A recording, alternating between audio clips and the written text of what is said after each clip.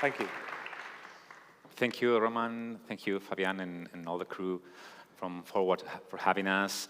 Welcome to the difficult session after lunch for all of us, but I really hope you enjoy. We have a fantastic panel, so I really hope you enjoy it and find it interesting. So Roman already did the presentations, introductions, so I will go straight into details. So, first of all, Pablo, I had a question for you because we have a large hotel chain here, as Marriott, of course, but I wanted to know how to create luxury products for hotels that maybe are not that big chains, but want to really offer something different and exclusive. So how do you work with them? How do we create them, you mean? Yes. Okay, because that's, I think, the first question any owner asks, no? Should it be a chain or should I be independent? I think there are different, when you create a hotel, there are two main aspects. There's the services aspect, there's a whole service philosophy, the concept, and there's the product. You know? How am I going to deliver all of that service? The hardware, and that's the hotel. And in those two, at that point, in those two, when you're creating that, be it a chain or be it independent, it's really a question of expertise. It's not a question of your need to have a larger audience or a larger chain. No? I always give the example of Carrington, for example, in Paris. The Carrington is a 140-room, 130-something room hotel, which was a brand on its own. It was an amazing brand, a brand to the point that they were even thinking of developing Carrington in Dubai, developing Carrington in New York, and they ended up refurbishing it and bringing on an American chain into the hotel. It did not need a chain. It could have operated on its own. It was a brand of itself. No? So I think there are cases where it makes sense, and there are cases where there's no necessary need for a chain. When we develop a project, we have our 4 rules. We always operate with our 4 initial rules when trying to open or develop a concept are always, first of all, to run away from the standardization of personalization. You know, in our segment, in the premium luxury segment, we don't want to have the receptionist reading 3 times your name from a computer. There's no merit in that. He's sitting behind a computer. He has my name in big black letters. Anybody can do that. No, that's not personalization for us. The second rule that we always, for us, is very important is don't take clients for fools. I recently stayed at a hotel in Switzerland where the concierge were called Alpine Advisors, and another hotel where it was on the coast and they were coastal curators. Come on, I mean, you're talking to people that have traveled, that know what it's about, you know? Or a great case in Cuba where I was in Cuba and I looked at the spa menu and it was Cuban massage. And I said, what's a Cuban massage? And the Cuban massage was, we're going to rub your back with rum. I'm still trying to understand the value of rum in a massage. And once you've finished, you will sit in the relaxing chair and smoke a cigar. I mean, do you think your clients are idiots? No? I said, so don't take your clients for a fool. I said, sense of place is important, but you know, you have educated travelers, all the more in the very premium sector. No? And then I would say our third rule is that the wow factor at arrival is thanks to the architect and to the decorators, but the wow factor when you leave is thanks to the service and to your ability to create an ecosystem of luxury, no? Whatever it is that you've created there. That's what will give you the wow factor when you leave. And does it depend a lot on the destination that you pick, or do you try to keep like a constant philosophy on every hotel? Every hotel has a different philosophy, and one factor that for us is also very important is that we believe that hotels have to become much more involved in the city where they're located. Hotels, traditionally, we've benefited from people coming to the destination. People are not flying to Madrid because I have a hotel here or because I have sexy receptionists. They're coming to Madrid because of what Madrid has to offer culturally, from what Madrid has to offer, you know, all of these little shops that are still around, that are 100 years old, everything that the city has to offer. So I think hotels in general, we need to turn around and become much more involved in the city. Don't buy your flowers from the huge flower mayorista out next to the airport. No, buy them from the local flowers around the corner. Yes, it might cost you a bit more, but you're contributing to the reasons why people are coming to the city, no? And that also may integrate the resident, because we're seeing this kind of hotel projects that also the people from around the hotel are seeing the hotel as somewhere to go to buy flowers or have lunch, not just the traveler, right? Yes, exactly. Exactly. Gonzalo, of course, you belong to a large and well-known hotel chain such as Marriott. So having already a very well-known loyalty program as Bonvoy, does it help create that sense of exclusivity for customers? Yeah, so Marriott Bonvoy, obviously it's our loyalty program, but we view it as our all-encompassing travel program. And with 169 million members, it's obviously underpins everything we look to do. But one of the most successful aspects and most, let's say, looked at from our members is what we call Marriott Moments.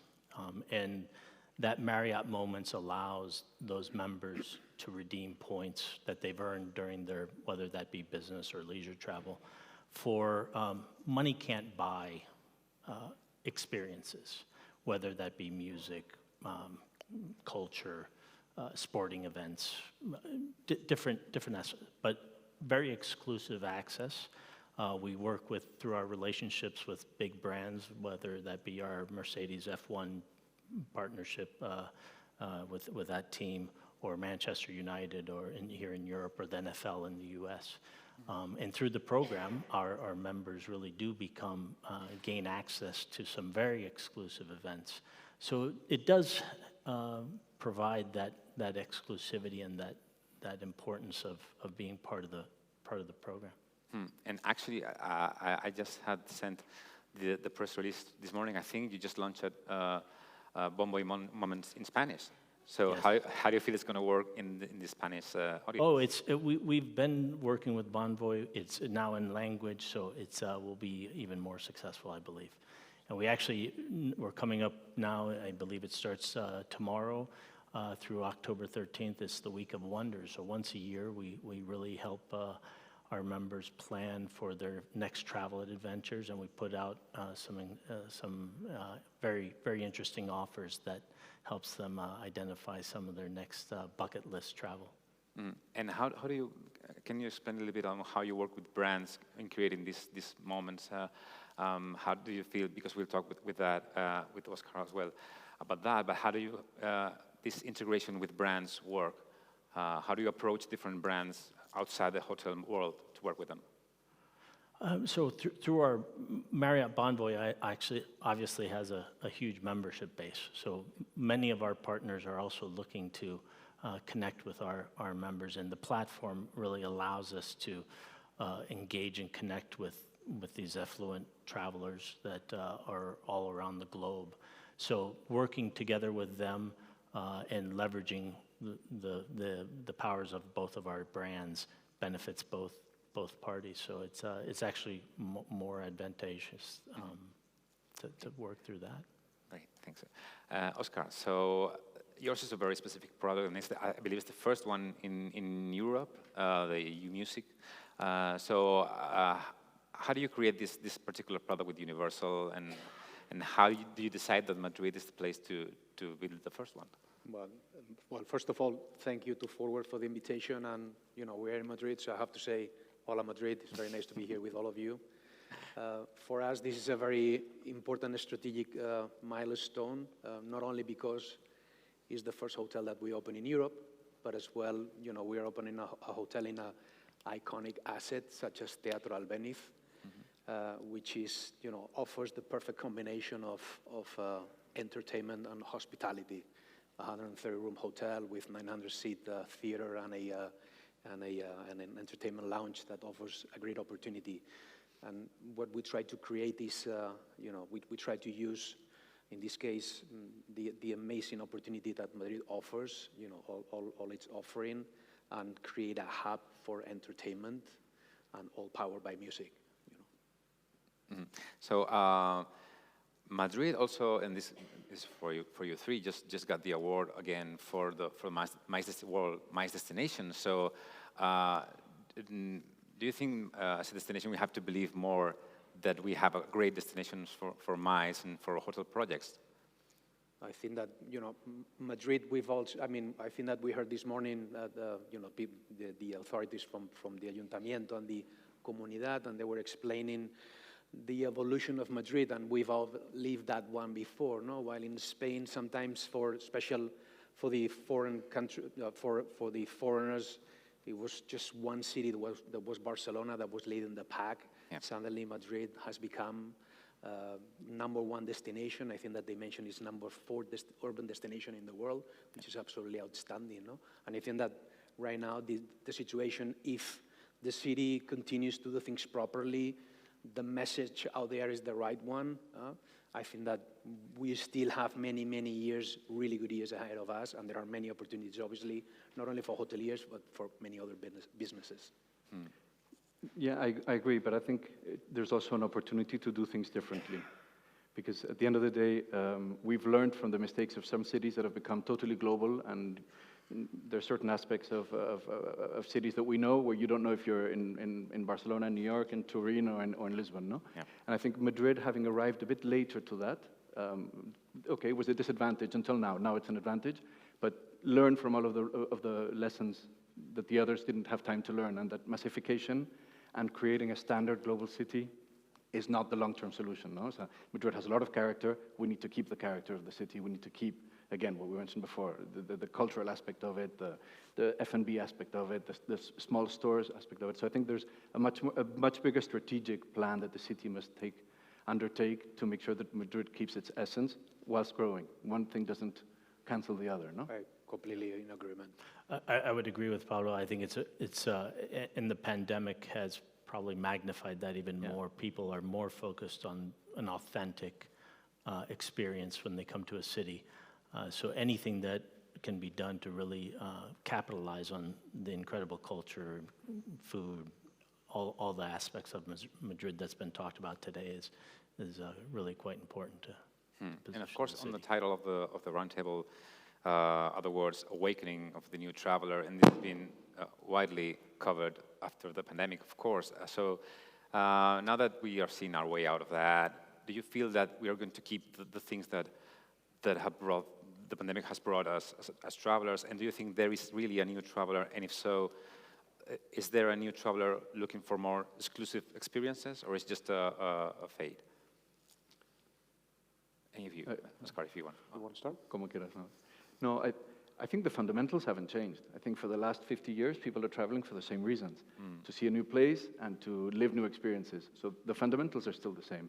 I think the problem is that with massification, those experiences became standardized. So now you have a client that goes and pays 4,000 euros for a night at a junior suite in Venice, and he doesn't want, it's a bit what you were saying before about Bonvoy and the advantages, no? He doesn't want to have, paying 4,000 a night, the same experience of Venice as somebody who's staying in a hostel on the mainland and just coming for the day. So I think there is a need for, in the very premium sector, for experiential, for much more of a experiential or a unique vacation. No? There's an excellent phrase in a book that's come out that I recommend to everybody called Gran Hotel Europa by a Dutch writer that I don't remember.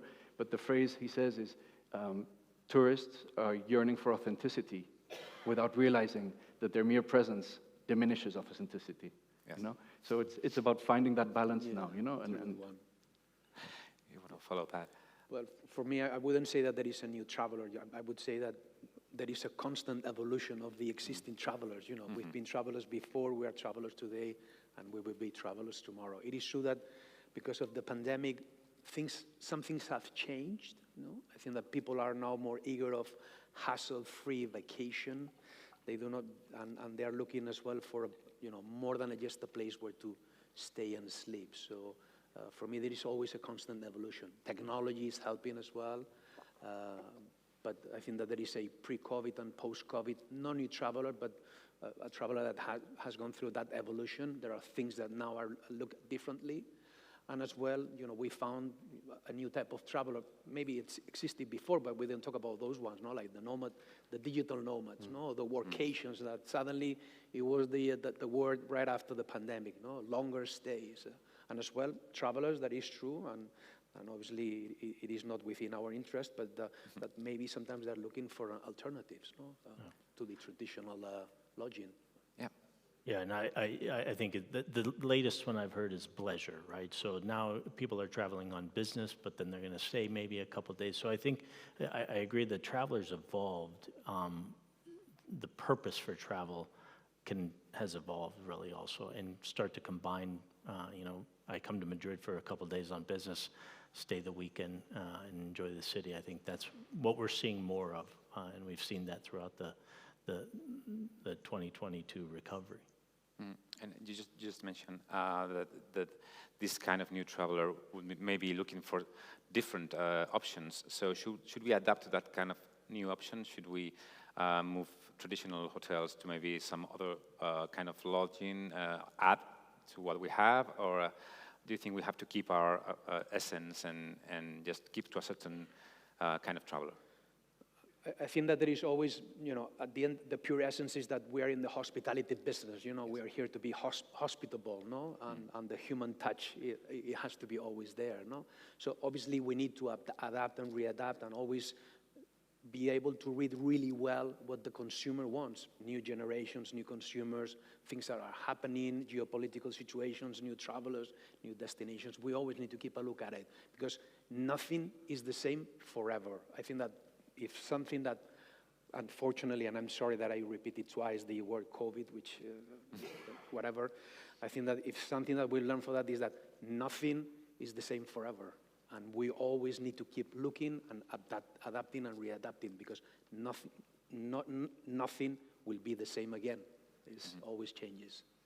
So how do you feel about it? Because we've had hotel chains in Spain, for example, that have tried to move to that alternative accommodation, and there was a big issue about it because about how should hotel brands move to that kind of accommodation? Does that damage the brand of, for example, Marriott? If so. Well, it's one of the, we've launched Home and Villas by Marriott, and what you'll find, I find quite interesting is that 90% of the customers that stay in Home and Villas are actually Marriott Bonvoy members that are staying in our hotels as well. But it is a product that when someone's looking for a whole home experience for a special occasion or whatever that may be, it fits their needs. I think there's place for all types of products. Mm-hmm. So we have briefly mentioned that Madrid have been taking the right steps in the last few years, maybe to becoming one of the most important MICE and urban destinations in the world. So what would be from your point of view, the advice you would give to the city to continue this path and to grow in the next few years, so they have more projects like yours? Any few. I would say number one is it needs to be a safe destination. Yeah. Number one. Logistics, they need to be easy on the traveler. Mm-hmm. The message for the potential traveler or the existing traveler, especially from the authorities, it has to be extremely honest and clear. We've seen other examples, and no need to mention some of those cities. When you read the news, it's like, okay, but do they want tourism or they don't want tourism? Because some of us might be a little bit confused, no? So I think that there are a few basics, and you mentioned that really well, no? Is that the cities, they need to, have personality, have authenticity. Sometimes I refer to some cities, when we all travel around the world, it's like, okay, where am I? I only see franchises and Tim Hortons in Madrid. It's like, holy smokes, no? Where am I? I was looking for the typical corner bar with the old people in the neighborhood because that's authenticity, no? Because otherwise, this has become like the Disney World of the city. So I think that needs to be the authenticity needs to be there. Cities need to create stories, and then travelers will share those stories, no, about the cities. Mm-hmm. Yes, I think the city needs to find what are its strengths and not try to copy what everybody else has done. No, this afternoon when I was walking here, I passed by a very well-known brand, and there was a nice line outside, something that I don't conceive, waiting in line to spend 5,000 euros on a handbag, but people do it. Well, the thing is, when you look at that line, it's the same line that you see in Paris, that you see in Rome. So should we really be going for the shopping tourist? That already exists. Are we going to compete with other places? I think Madrid needs to find where it's going to be strongest and not try to compete on the same registers as other cities in Europe.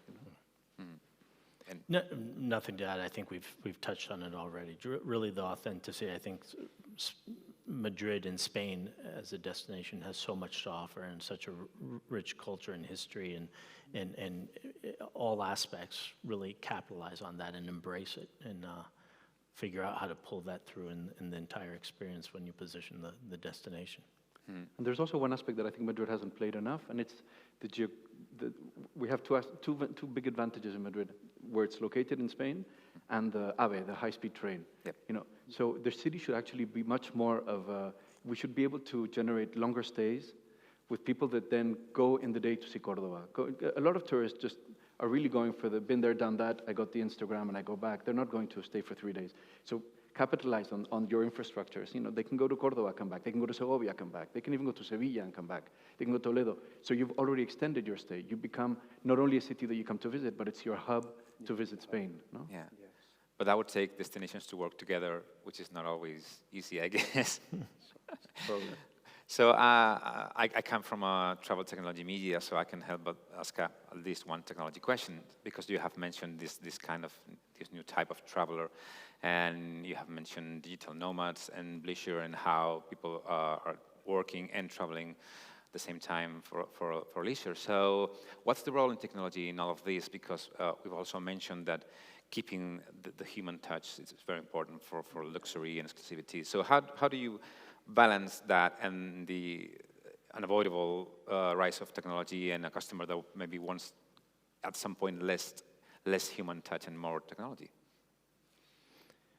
Well, I would tell you that especially you mentioned luxury, I think technology every day is playing a more and more important role in travel and for hotel operators as well. Our customers want the options to use, whether that be mobile check-in, chats with our teams in the hotel.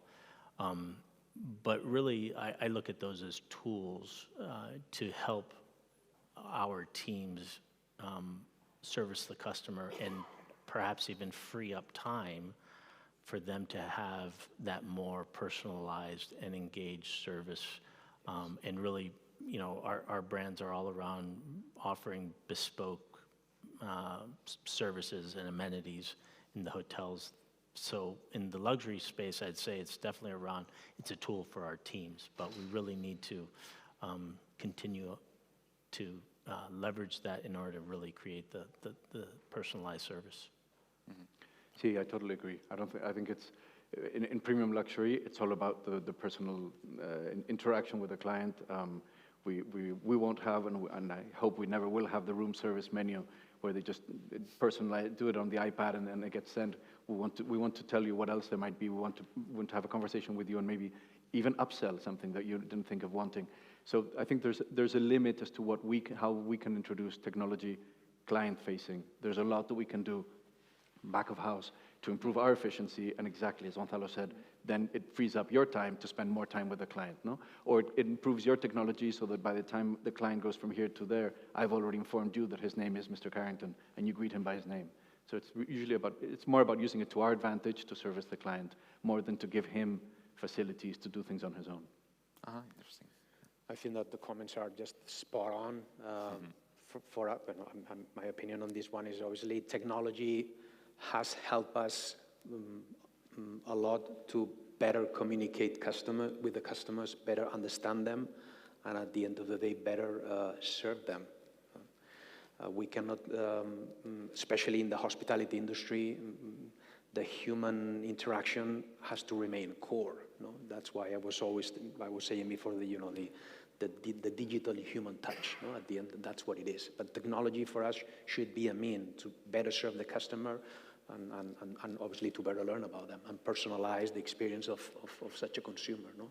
So you don't feel that these kind of new technologies like virtual reality or, of course, metaverse have a place on luxury travel, or does it have a place?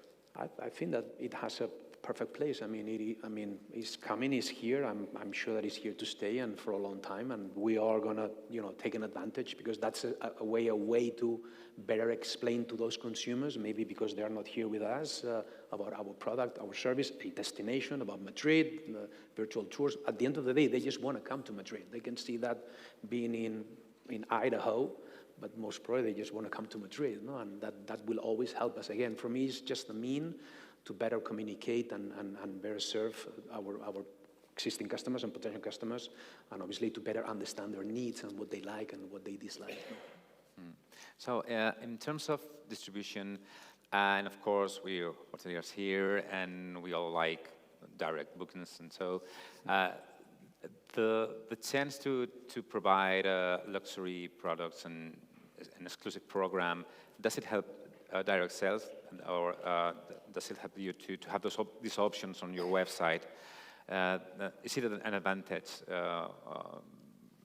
in front of OTAs that maybe don't have access to those specific products? I think it all depends on how differentiated you are as a product yourself. I think there's a lot of, in luxury you have sort of the standard luxury, which is maybe less differentiated, and the premium luxury. And I think once you become very differentiated, it's a lot easier to become the one in control as to how you sell the hotel. And I also, going back to the question of technology, especially for us independent hotels, that's where the big impact is, because now it's really about expertise and not about geographical presence. Now it's about knowing how to use artificial intelligence and revenue management, about how to use the technology for channel distribution, social media, etc., and not so much about having a sales office in every major country in Asia and in Latin America. No? So it really, in our case, it's very different because again, we're very specialized, we're very differentiated. So all of those gimmicks become less important over expertise. No? So how does it work in Marriott? Well, again, we come back. Obviously, our most valued customer is really our Marriott Bonvoy. They stay longer, they spend more, and they're obviously the lowest cost to acquire. But I think we look at every opportunity in the distribution channels, and some products or brands are more attractive, perhaps on whether that be in non-direct channels. But really, we come back to our focus is really to engage our customers on our travel platform that allows us to connect with them and provide them with various different options and the ability to book easy. And in terms of marketing, of course, when you have a loyalty program such as yours, it's easier. But how do you get to this kind of customer, this kind of traveler? What are the right channels to sell this kind of product? Well, again, it depends. So we operate 11 hotels, and each hotel operates totally independently. So each has his own target market, and thanks to all of the tools out there now with revenue management, you know exactly who is buying where at what time, and why they're buying, and why they're booking him instead of me or him instead of me. Mm-hmm. So it's actually become, that's why I go back to expertise. It's really about technical expertise nowadays. If you know how to read all of that, you know very well how to reach that Chicago client who's looking for a premium vacation in Spain. You know? So again, technology is a source more for you than it is for create a digital experience for the customer. Exactly. How do you feel about it? I would say that obviously, and this has a lot of connection with the question before. No, obviously, if we've seen a huge evolution in the way that we distribute and we market the hotels. No, so we've gone from intensive to selective and exclusive. No, and technology allows us to do so. Mm-hmm. Before, we were just going out there and trying to hit every single customer with exactly the same message. Now with technology, we know exactly, we think that we know exactly what XY consumer likes or what XY consumer dislikes, no? And obviously technology there plays, that is absolutely vital in this case, and that has changed completely the way that we market our hotels. Mm-hmm. So looking to the future, you of course consider Madrid as a important city for your projects, obviously, but do you think more things are going to happen in the next few years? Do you see more things happening for Marriott in the next few years in Madrid, or are you looking for other destinations? Or what would you expect from the city to bring We more hope. Madrid? We hope. Absolutely. I think there's plenty of opportunities still in Madrid, and it's amazing how it's evolved over the last few years, and I'm sure it will continue. Mm-hmm. In your case? Maybe. Yeah, I mean, we don't have a marked growth plan, so it's really opportunistic, and if the right opportunity comes up and it makes sense for us, why not? But Madrid definitely has a potential. I think other cities have reached a bit of a cap that I think it's worth waiting to see how they evolve, but Madrid definitely has potential even for a lot of refurbishment. I think we don't need to always think about new hotels. We also need to think about refurbishing, no? There are a lot of hotels and especially in the Baleares and in general, all of the touristic destinations a lot, but even Madrid can learn from that. A lot of hotels from the 50s, 60s, 70s that are now sort of out of the radar, but maybe we should be thinking about reconverting those, which is another way of bringing up the destination as well, not just building new ones. Mm-hmm. And can you tell us a bit more about the roadmap for UMUSIC in Madrid and maybe, I don't know, any other destinations in Spain and Europe? Obviously, Madrid for us has become, our first destination in Europe. So, we are here to stay. We think that the future of as I was mentioning before, of Madrid, still have many, many years more to, ahead of us, hopefully. I think that as well in terms of the consumers and the brands, I think that in general, I think that many hotel companies realize how can they leverage powerful brands and how those brands are related to consumers and how those consumers are related to the content that they bring. No? And obviously, Marriott is an example. No? And we've seen as well how the big corporations from the US that they didn't have before presence in certain markets. Now they have a very strong hold, no? And they're becoming more and more important. I think that in general, consumer brands are becoming more and more important. They're going more into the game of hospitality, and we see that across the board. So I think that there is still a lot of things are going to continue changing. We are going to see a bit of a constant evolution. It's not only the evolution of the consumer, but as well the evolution of the hospitality landscape. And most of that change will come as well together hand by hand with powerful consumer brands. No? And how do, for example, a brand like Universal Music feel and going into the hotel world when this idea started? How did they feel about it? Well, I think that obviously for us it was something that came natural. At the end of the day, we are all about entertainment, and as I was mentioning before, with the Teatro Albéniz Hotel, is the perfect combination of hospitality and entertainment. So that was a given. Okay, so I think we have time for one final point. So we have briefly mentioned the residents also, and I'd like to know if you've had any feedback. How do you feel the city has embraced luxury projects and big hotel chains? Because we've heard in other cities, of course, this over-tourism phenomenon. And so do you feel like Madrid is really embracing this kind of projects? Like, I mean the residents now. We're not involved in residence, so.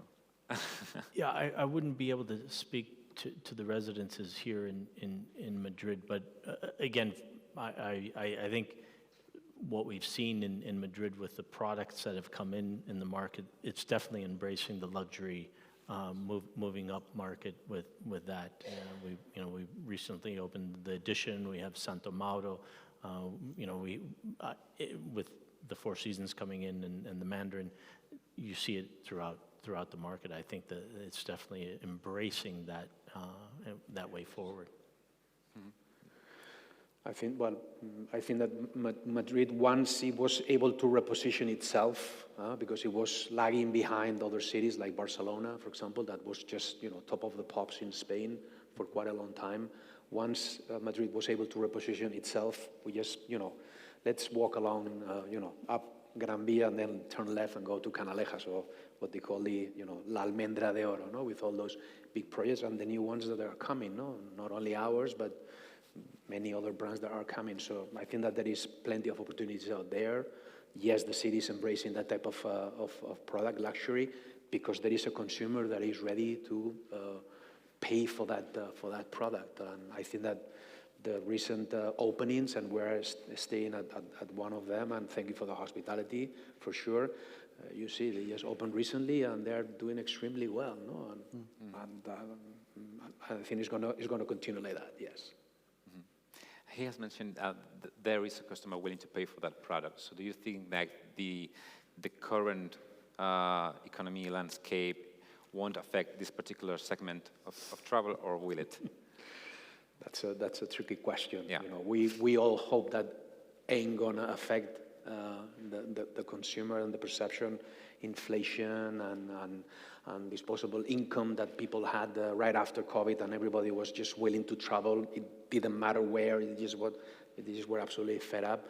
But we still see a very strong and very steady demand. I mean, we see the numbers. We have, again, through technology and data, we have access to the trends in the city, and we still see the trends. And we are already seeing stop sales in March and April next year, no? And we are only in October 2022. So, I mean, with crisis or no crisis, I think that still there is a growth opportunity for sure. So, I think it's still difficult to, there's been a lot of speculation about whether post-COVID there was, travel is going to change, and I think it's even too early to set whether there's a trend or not. I think this year we've suffered a certain degree of revenge travel. People have gone out, spent a lot of the money they had not been able to spend because they couldn't travel for the last 2 years. Whether that will continue growing next year, whether next year will sort of level off a bit. And if it levels off a bit, I don't think it'll be an economic effect. It'll just be more that the revenge travel has sort of calmed down a bit, and we will come back to a more normal reality of travel. I think you could tell. I mean, we've seen it. We've seen that on average people used to spend before 40 euros on a bottle of wine, and now they were spending 70. There was no reason for that, and I'm talking even corrected for inflation. So we have to see. I don't think it's very difficult to tell whether next year will be as good as this year. I don't think it'll be worse, but it might just level off a bit, which would make sense, no? So it doesn't overheat. We still continue to be optimistic. I mean, we had a great Q2 as we haven't seen the demand start to slow down yet. So we're still, I agree with Pablo, let's see what happens. But currently, the demand for travel continues. Okay, so I think that's about the time we have. So once again, I want to thank you all three for being here. I hope you find it interesting, and I will ask for a round of applause for Oscar, Pablo, and Gonzalo. Thank you so much. Thank you. Thank you.